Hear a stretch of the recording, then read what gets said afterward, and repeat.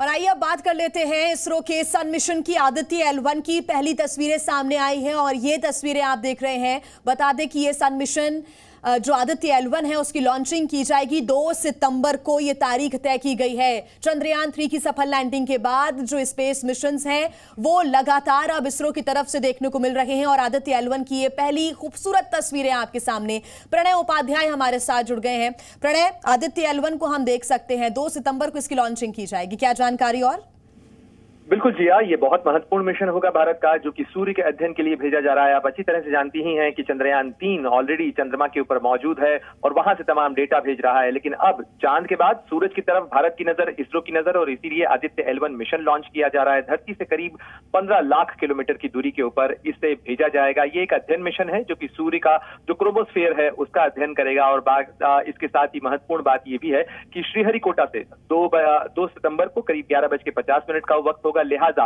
अब चूंकि जैसे जैसे लॉन्च की तारीख नजदीक आ रही है, इसलिए ये तमाम जो तैयारियां हैं वो तेज हो गई हैं श्रीहरिकोटा के अंदर। श्रीहरिकोटा का जो SLP यानी सैटेलाइट लॉन्च पैड है 2, वहां से इसे लॉन्च किया जाएगा। और PSLV C-57 वो रॉकेट है जो कि आदित्य L1 मिशन को लेकर जाएगा और करीब करीब कहा जा सकता है 120 दिन का वक्त लगेगा इस मिशन को उस जगह तक पहुंचने के लिए। और ये जो दूरी है, ये चंद्रयान जैसे पहुंचा था उससे करीब करीब 4 गुना दूरी के ऊपर सूर्य के अध्ययन के लिए आदित्य L1 मिशन को भेजा जा रहा है।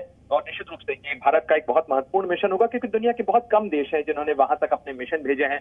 और उस लिहाज से अगर देखा जाए तो भारत ने एक बार फिर ये साबित किया है कि उसके जो इसरो की क्षमताएं हैं, उसकी जो ताकत है, उसके पास वो काबिलियत है जिसके माध्यम से वो अंतरिक्ष के अंदर और दूर की जो टारगेट्स हैं और दूर की जो लक्ष्य हैं उनके अध्ययन के लिए भी अपने जो मिशन है वो भेज सकता है। और ये निश्चित रूप से एक बड़ी और महत्वपूर्ण कामयाबी कही जा सकती है। एक बड़ा संदेश भी है प्रणय इसको लेकर, क्योंकि ये जो तस्वीरें हम देख रहे हैं, सबसे अच्छी बात आदित्य L1 की ये भी है कि पूरी तरीके से स्वदेशी, हर एक पार्ट इसमें इंडियन मेड है।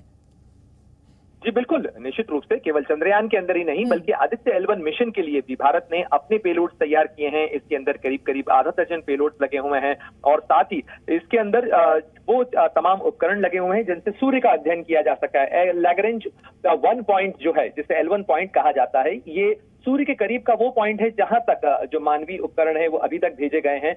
और इसके साथ ही ये वो जगह है जहां पर सूर्य ग्रहण का या किसी तरीके के ग्रहण का कोई प्रभाव नहीं होता, यानी आबाद तौर पर सूर्य का अध्ययन यहां से किया जा सकता है। सूर्य का अध्ययन इसलिए भी महत्वपूर्ण है क्योंकि धरती पर जीवन के लिए जीवन का स्रोत सूर्य है, सूर्य की रोशनी है, और इसलिए सूर्य में होने वाले अगर किसी भी बदलाव का असर धरती पर पड़ता है तो उसका अध्ययन बहुत जरूरी हो जाता है।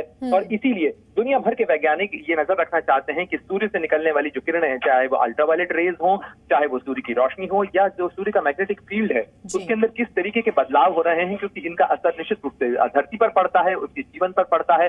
और इसीलिए सूर्य का ये जो अध्ययन है वो महत्वपूर्ण होगा। और इस कामयाबी के साथ जिया दुनिया भर की जो अंतरिक्ष एजेंसियां हैं उनमें भी प्रणय, और एक बार हम इसके बजट की भी बात कर लेते हैं, क्योंकि चंद्रयान 3 का जो बजट है पूरी दुनिया में सुर्खियां इसने बटोरी। और अब अगर हम आदित्य L1 की बात करें तो ये भी 400 से 500 करोड़ रुपए इस पर जो खर्च है वो आया है, यानी कि इसका भी बजट बहुत ज्यादा नहीं है, लेकिन ये उतनी ही ज्यादा सफलता हमें देगा। प्रणय, बार फिर साबित होता है आदित्य L1 मिशन के जरिए भी जिया कि जिस तरीके से इसरो ने ये साबित किया है कि वो बेहद किफायती दाम के साथ अपने जो सैटेलाइट मिशन हैं, अपने जो अंतरिक्ष मिशन है उन्हें लॉन्च कर सकता है।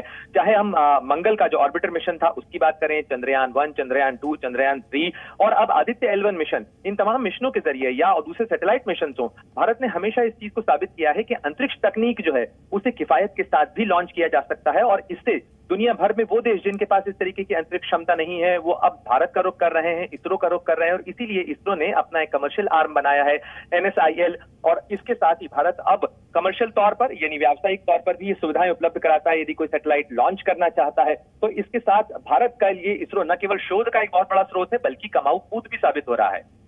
बिल्कुल प्रणय, आप हमारे साथ बने रहिए। ये 2 तस्वीरें दर्शकों को मैं दिखा दूं एक बार, क्योंकि जो ये खूबसूरत तस्वीरें आदित्य L1 की सामने आई है, पीछे खूबसूरत जो आसमान है वो नजर आ रहा है।